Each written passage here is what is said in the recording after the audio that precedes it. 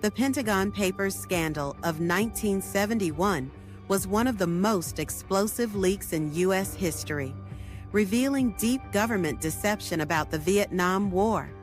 These classified documents exposed the U.S. government's secret history of escalating the war, lying to the public, and misleading Congress, all while secretly expanding military operations into neighboring countries like Laos and Cambodia.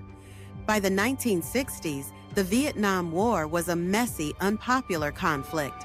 The U.S. was heavily involved, supporting South Vietnam in its fight against the Communist North. Public support was fading as U.S. casualties mounted, and the war seemed endless. Meanwhile, key officials within the U.S. government began privately doubting the war's progress and effectiveness.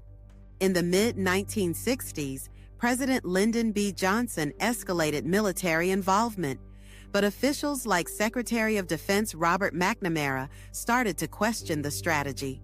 The public, however, continued to hear optimistic reports, far from the reality on the ground.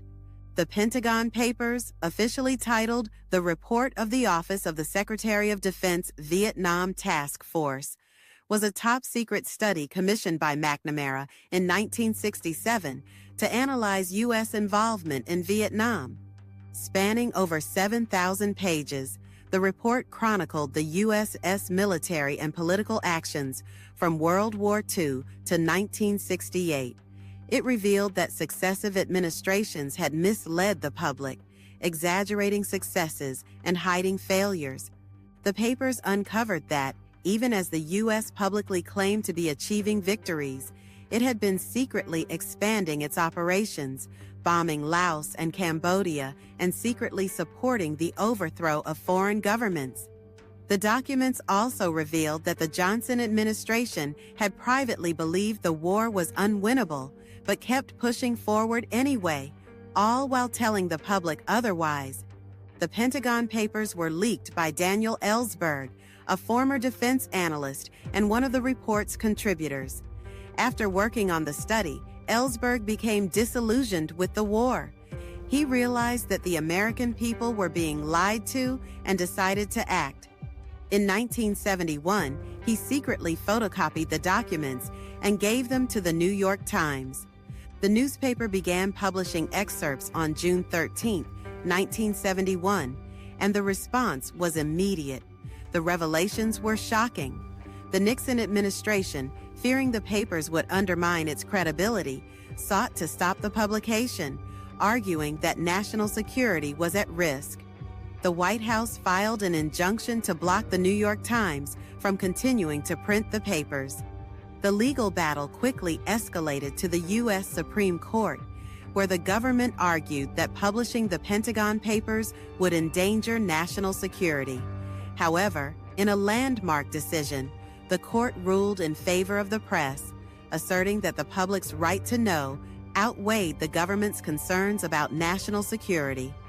The decision upheld the First Amendment and set a crucial precedent for press freedom in the U.S.